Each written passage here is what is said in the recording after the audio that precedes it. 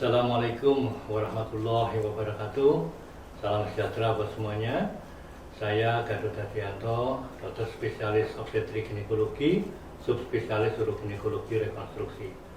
Saya merupakan staf Departemen Obstetrik Ginekologi Fakultas Kedokteran Universitas Airlangga pada Divisi Uroginekologi Rekonstruksi.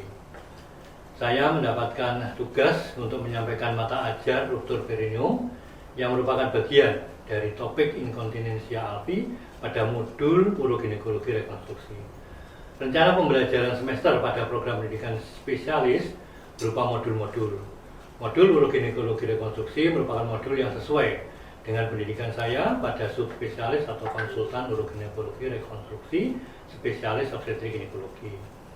Mata ajar ruptur perineum dan modul uroginekologi rekonstruksi disampaikan pada peserta didik program pendidikan dokter spesialis obstetrik ginekologi pada semester 7 atau pada tingkat senior. Peserta didik yang nantinya menjadi dokter spesialis obstetrik ginekologi dalam menghadapi atau menangani banyak persalinan pervaginam tentu akan mempunyai risiko menghadapi dan menangani komplikasi robekan jalan lahir atau ruptur perineum itu dengan berbagai derajat keparahan robekan yang terjadi. Sesuai dengan capaian pembelajaran pada mata ajar ruptur perineum, peserta didik PPDS obstetrik ginekologi memiliki kompetensi dalam menegakkan diagnosis ruptur perineum dan memiliki kompetensi dalam melakukan tata laksana kasus-kasus robekan jalan lahir atau ruptur perineum secara komprehensif.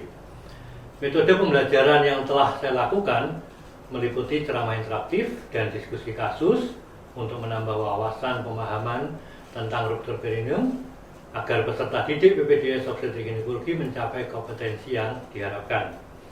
Inovasi pembelajaran dengan studi kasus dan simulasi serta visualisasi dengan video sangat membantu peserta didik PPDS dalam memahami dan terampil dalam menangani kasus ruptur perineum. Untuk makin memperjelas pemahaman bagi peserta didik tentang kondisi ruptur perineum yang ada dan rencana upaya terapi berupa tindakan rekonstruksi perineum dan organ genitalia wanita, maka saya selalu berusaha menjelaskannya dengan membuat gambar atau sketsa terkait tiap kasus yang didiskusikan. Karena dalam upaya rekonstruksi sangat diperlukan pemahaman struktur 3 dimensi yang memadai. Saya juga selalu mengajak keterlibatan peserta didik PPDS dalam pertemuan lintas center dan presentasi kasus atau case conference terkait kasus ruptur perineum dan kasus-kasus uroginekologi rekonstruksi lainnya, serta memberikan kesempatan terbuka untuk peserta didik menyampaikan beberapa pertanyaan dan diskusi. Untuk mencapai kompetensi peserta didik dalam tata laksana atau tindakan operatif, saya melakukan bimbingan skill lab pada peserta didik dengan model atau manekin ruptur perineum sebelum peserta didik melakukan tindakan operatif langsung pada pasien. Untuk tindakan operatif langsung pada pasien di kamar operasi, saya memberikan bimbingan pada peserta didik PPDS secara bertahap. Tahap awal, saya melakukan tindakan operatif sebagai operator dan peserta didik PPDS bertindak sebagai asisten operator. Pada kesempatan berikutnya, untuk tindakan operatif langsung pada pasien, saya membimbing peserta didik PPDS dengan cara mendampingi PPDS yang berperan sebagai operator. Dengan mendampingi peserta didik PPDS yang berperan sebagai operator, saya dapat langsung memberikan koreksi-koreksi tindakan bila diperlukan, dan saya tetap bisa menjaga keselamatan pasien atau patient safety terkait tindakan operatif yang dilakukan oleh peserta didik PPDS dalam mencapai kompetensinya. Saya juga tetap melakukan bimbingan klinik dari bangsal, rawat inap, hingga perawatan lanjut saat pasien nanti kembali kontrol ke poliklinik atau rawat jalan. Saya juga melakukan bimbingan klinik langsung ataupun tidak langsung pada peserta didik PPDS di instalasi rawat darurat, khususnya untuk kasus ruptur perineum yang akut. Saya juga telah melakukan evaluasi pembelajaran dan evaluasi pencapaian kompetensi peserta didik PPDS pada setiap kegiatan yang terkait topik ataupun kasus-kasus ruptur perineum. Saya telah melakukan penilaian pada diskusi berbasis kasus atau CBD sebesar 25% dan melakukan penilaian prosedur pengamatan langsung peserta didik PPDS pada prosedur-prosedur medik atau klinik diagnostik maupun prosedur-prosedur operatif yaitu DOX sebesar 50%, serta melakukan evaluasi atau penilaian keseharian ataupun soft skill selama peserta PPDS menjalani bimbingan klinik atau magang klinik sebesar 20%. Di akhir sesi bimbingan atau magang klinik, saya juga telah melakukan evaluasi dengan ujian divisi yang terkait topik struktur perineum bagi peserta didik PPDS. Selanjutnya adalah video situasi pembelajaran mata ajar struktur perineum yang saya sampaikan pada peserta didik program studi pendidikan dokter spesialis obstetrik ginekologi Fakultas Kedokteran Universitas Airlangga, Rumah Sakit Dr. Sutomo, Surabaya.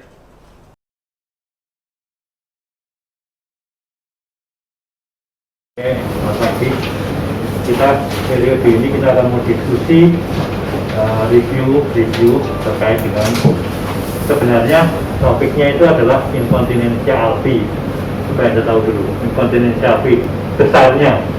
Inkontinensia alfi, kita tahu bahwa inkontinensia alfi adalah gangguan kontinen, ya kan, inkontinen. Jadi kontinen itu fisiologinya, inkontinen ada gangguannya. Jadi kontinen alfi menunjuk kepada suatu proses defekasi atau fekal, ya. Jadi inkontinensia alfi, inkontinensia fekal istilah lainnya begitu.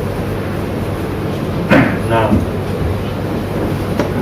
di kasus obstetrik ginekologi, di kasus obstetrik, masalah inkontinensia alfi ini kenapa sih kok bisa jadi inkontinen alfinya itu loh, apa fekalnya? Nah, biasanya problemnya adalah gangguan dari sphincter ani eksternal.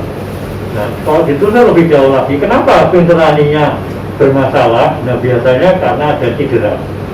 Nah, kenapa kok cedera? Nah, biasanya penyebab cederanya apa? Karena proses persalinan pervagina, ya. Apakah itu spontan, maksudnya yang benar-benar bisa spontan, ataupun yang dengan tindakan, apakah vakum, forceps, atau dan lain sebagainya. Prinsipnya adalah proses persalinan pervagina. Apakah misalnya setelah persalinan sungsang, ya bisa saja mencederai dari. Nah, kemudian yang kedua, nah yang nanti di gangguan namanya oasis itu, ya, gangguan cedera dari sphincter ani eksternal. Nanti kita bahas penyebabnya di sini. Ya, ini jadi yang kita bahas ini anatomi perineum dan ini struktur perineum. Ini yang sebagai cikal bakal menyebabkan terjadinya inkontinensia alfi. Nah, tapi inkontinensia alfi gangguan itu tadi bukan hanya karena ini. Kadang-kadang ini sudah dibetulkan atau ininya dalam koreksi, tapi ada fistula rectovagina, ya. Fistula rectovagina, jadi ada aliran dari rektum ke vagina. Sedemikian rupa sehingga apa? Aliran itu dilalui feses sehingga menyebabkan si orang tersebut atau pasien tersebut tidak mampu mengendalikan pengeluaran fesesnya dengan baik karena dia lewat lubang tadi, gitu ya. Jadi penyebab utamanya pada kasus obstetrik, satu karena struktur ini biasanya penyebab cikal bakalnya, atau ada satu fistula, ya. Basicnya itu. Nah, kita subtopiknya, topiknya yang ini adalah kita sekarang kita coba bahas tentang bagaimana tentang struktur perineum. Untuk bisa tahu struktur perineum dengan baik dalam arti nanti tata laksana dan sebagainya, koreksi dan sebagainya, maka kita harus tahu kaitannya dengan anatomi perineum itu sendiri. Gitu ya, oke. Ya, karena dia di bagian dasar dan paling bawah. Kalau ada masalah di sini, apa yang terjadi? Organ yang di atasnya bisa jatuh ke bawah. Nah, prinsipnya begitu aja. Ya, perineum khususnya di paling bawah. Jadi kalau ada masalah di yang paling bawah, maka organ-organ yang di atasnya pasti bisa berjatuhan ke bawah. Gampangnya begitu. Nah, jatuhan ke bawah atau dan ikutannya itulah menjadi problem kita kemudian hari yang harus kita lakukan, ya. Oke. Jadi ini ada vagina, ini ada rektum, ini ada, ya. Perineum kira-kira posisinya di sini, ya, antara vagina dan anus ini, ya. Ini daerah perineum. Dan di mana posisi sphincter ani eksternal ini, ya, gambarnya kira-kira merah-merah ini, merah. Oke, ya. Jadi dia yang membuat kontinen dari fekal. Jadi kalau ada masalah di sini mengalami inkontinen. Atau kalau terjadi fistula, ada bolongan di sini, lubang di sini, maka terjadi penurunan. Kenapa? Karena fetusnya tidak lewat sini, dia lewat di sana. Ya, karena vaginanya tidak ada sphincter, maka fetusnya tidak bisa kita kendalikan keluarnya, ya, keluar saat mau. Kalau Anda lihat perineum dari depan misalnya, ya kalau Anda dari samping nggak bisa karena tutup paha. Kalau dari depan kan datar begini, datar. Kalau ini ototnya nggak mau jahit, nah, jadi kulitnya itu melendung, apa? Melendung, ya, gembos gitu. Kalau gini kan ada tahanan. Nah, kalau didorong ini kan perineum itu kan kenyal, ya, ngepil gini. Nah, kalau ininya nggak mau jahit, perineumnya ambles gitu, jadi dulu itu kok. Nah, itu ya, dan itu ambles apa ya. Nah, prinsipnya makanya jangan kalau jahit maksudnya jangan sekedar kulitnya saja. Kalau udah grade 2, diagnosanya grade 2, berarti ototnya harus ada pastikannya, ya. Begitu juga kalau yang lebih berat. Kalau yang lebih berat ini ya derajat 3 sphincteraninya terdampak, ya. Kalau sphincteraninya terdampak ya harus Anda koreksi dengan baik, ya. Karena derajat 3 sampai 4 mempunyai risiko terjadinya apa tadi? Inkontinensia alfi, gitu ya. Oke. Baik. Ada yang lain? Iya. Iya. Kan kalau katanya itu penggunaan pijat massase perineum, ya. Katanya bisa untuk mencegah. Yang berat. Itu sebetulnya kalau kayak itu massasenya itu dilakukan kapan ya? Dan apakah itu memang belum terstandar itu? Soalnya kan kok belum pernah. Ya. Sebenarnya, nah ini ceritanya begini. Kalau antisipasi, ini artinya situasi yang harus kita mengerti sebelumnya, ya, sebelum kejadian. Tetapi kita tidak melakukan apa-apa dalam tanda kutip karena kita antisipasi, ya. Tetapi kalau yang Anda sampaikan tadi pencegahan itu berarti kita berbuat sesuatu. Kapan pencegahan? Ya, salah satunya yang sebelum terjadi persalinan. Nah, ada beberapa metode pencegahan terjadinya lupus. Pencegahan pada waktu sebelum persalinan. Salah satunya adalah pijat perineum atau massase perineum, ya. Kapan dilakukan? Itu nanti ada tekniknya. Salah satu diantaranya apa? Usianya di atas 34 minggu. Kenapa kok harus di atas 34 minggu? Logikanya? Ya, karena berisiko kalau ada apa-apa terjadi persalinan prematur, maka sudah dianggap viable, gitu ya. Tapi apakah pasti boleh dilakukan? Tidak. Ya, kapan boleh dilakukan atau kapan tidak boleh dilakukan? Kalau misalnya ada terjadi tanda-tanda infeksi di genitalia. Ya, kalau ada infeksi di daerah genitalia dan termasuk perineum, ya jangan ada massase. Malah caranya mau menyebarluaskan masalah ini gitu ya dengan massage itu sendiri, gitu ya, nggak boleh. Karena bisa terjadi apa? Ascending infeksi, ya, dari infeksi yang ada di daerah perineum dan sekitarnya. Kan sebenarnya massasenya kan massase perineum, bisa berisiko untuk infeksi sampai ke atas, lebih atas, ya, sampai ke uterus dan sebagainya, gitu ya. Jadi ada indikasi, ada syarat, dan ada kontraindikasi, ya. Kapan boleh? Kalau misalnya dia sudah ada masalah sebelumnya, misalnya contoh ekstrim, HSVB misalnya, high social value baby. Oh, mau pijat lah perineum. Ya nggak usah seksi wae, apa kan? Karena sudah dari awal Anda tidak merencanakan untuk persalinan tepat. Nah,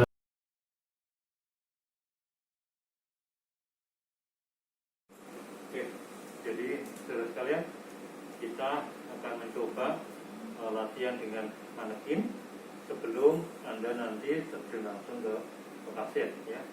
Oke. Latihan yang kita lakukan saat ini adalah terkait dengan struktur perineum. Yang dilatihkan buat saudara karena Anda sudah tingkatnya senior, maka ini adalah struktur total, ya, struktur yang grade cepat atau istilahnya ruptur total. Nah, ada beberapa langkah dari teknik operasi untuk melakukan repair struktur total. Salah satu dimulai dari penjahitan mukosa vagina, mukosa rektum. Oke. Nah, mukosa rektum ada dua teknik penjahitan. Ada teknik yang menembus mukosa, sama yang tidak nembus mukosa. Ya. Oke. Nah, yang nembus mukosa yang perlu Anda perhatikan itu yang nantinya kalau misalnya ini suatu gambar lumen rektum yang robek di sini, maka nanti jahitnya Anda dari dalam menembus seluruh mukosa, keluar, masuk seluruh mukosa, baru nanti Anda ikat di sini. Jadi ikatannya adalah ikatan di dalam lumen rektum. Jadi bukan yang di sini simpulnya, tetapi dia jadi jahitnya boleh dari sini di kiri, tapi dari sini keluar, masuk lagi seluruh mukosa, ya, baru dijahit di sini. Salah satu teknik.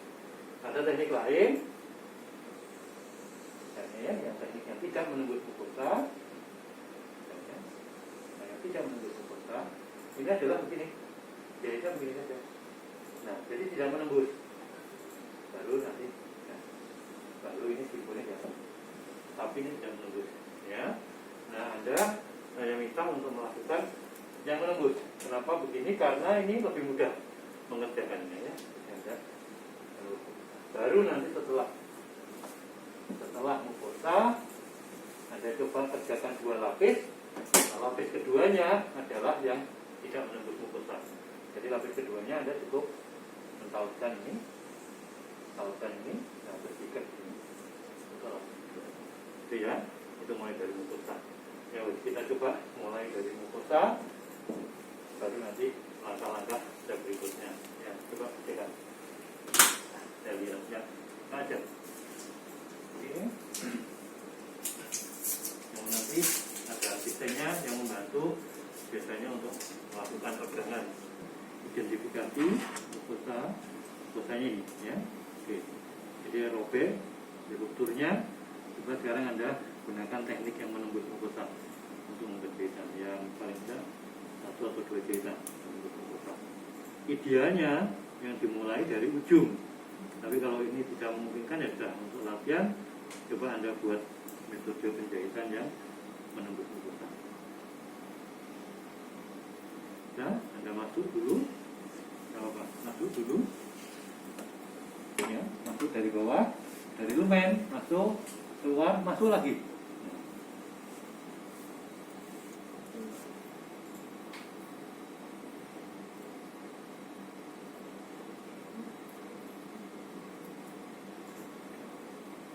Ya, wes masuk. Ya.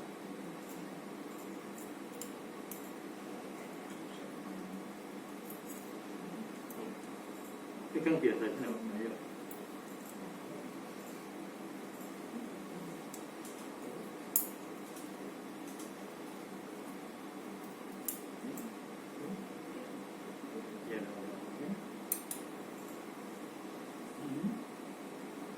Ya, itu dulu masuk menembus mukosa, seluruh mukosa. Ya.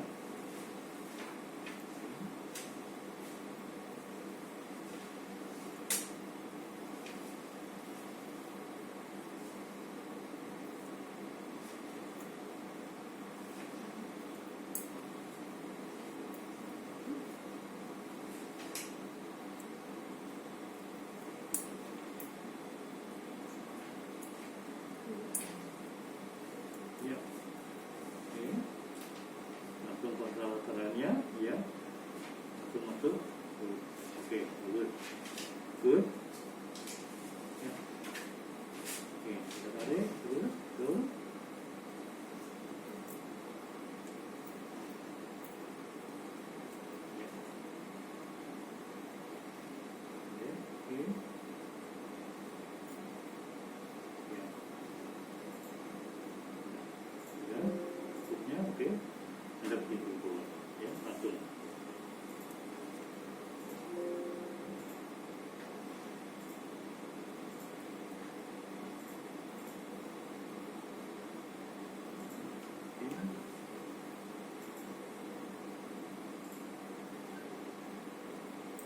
Ya, cukup rapat. Ya, supaya ini benar-benar rapatnya. Fokusnya ketemu. Oke. Ya, tadi. Oke. Satu paket grip note-nya minimal 3. Oke. Dan asisten siap untuk melakukan gunting benangnya ya. Jadi kita lakukan jahitannya simple interrupted ya. Oke. Ya. Bikin ya. Oke. Bikin satu lagi di ujung, coba. Tepi ini. Ya, tapi pegang biasa aja, pegang forehand, nah gitu ya.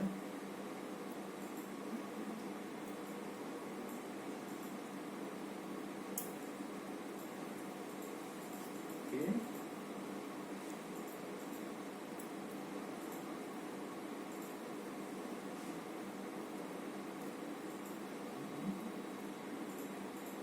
Ya. Oke, sekarang coba masuknya dari sini. Ini keluar sini, baru masuk sini, keluar sini, coba. Nah, gitu, itu enggak. Masuk, terus langsung ya. Nah, dan diambil dengan posisi kita pakai. Ya.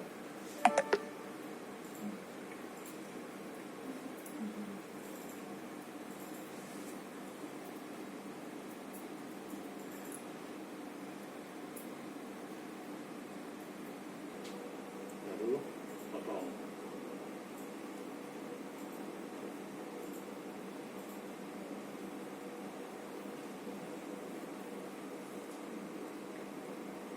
Oke.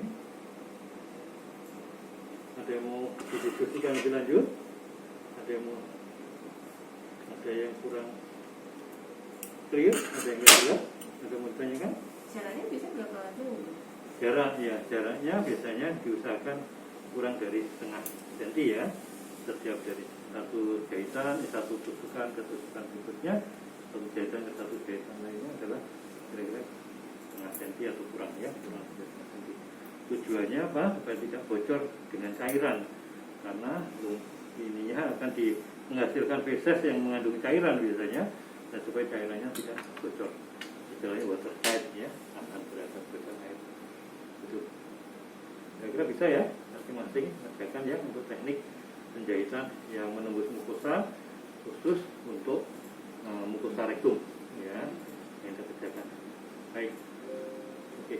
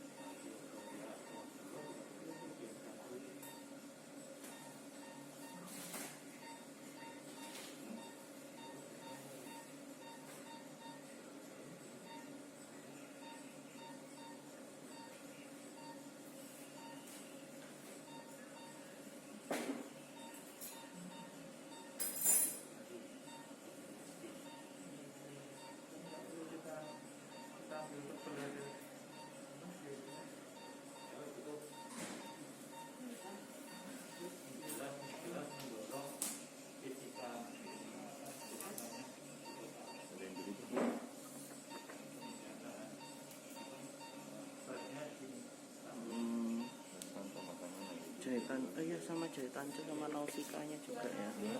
Jahitan co sama jahitan nausika. Didapatkan Aedes hipotonia. Dilakukan jahitan. Oh kan sebelum dimasukkan kembali ke sini. Jahitan nausikanya itu.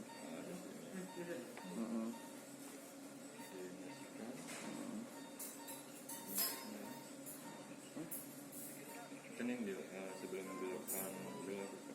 terus dimasukkan kembali. Didapatkan Aedes hipotonia. Coba cari kamu yang jahitan co atau jahitan nausika, coba dimasukkannya kapan gitu. Coba tidak di laporan operasi yang ada.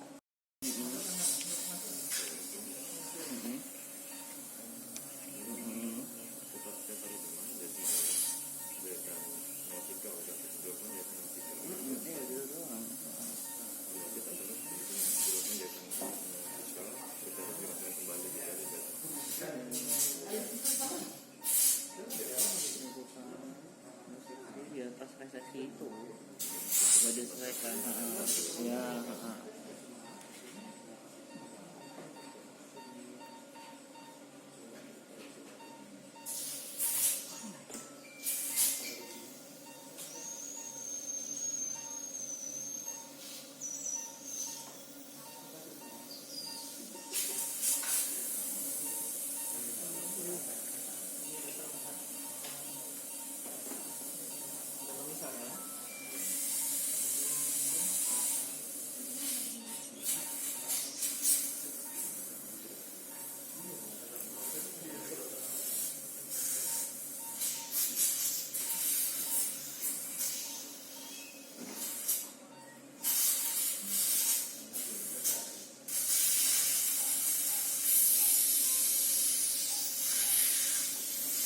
Demikian yang dapat saya sampaikan, kurang lebihnya mohon maaf. Semoga berkenan. Terima kasih. Wassalamualaikum warahmatullahi wabarakatuh.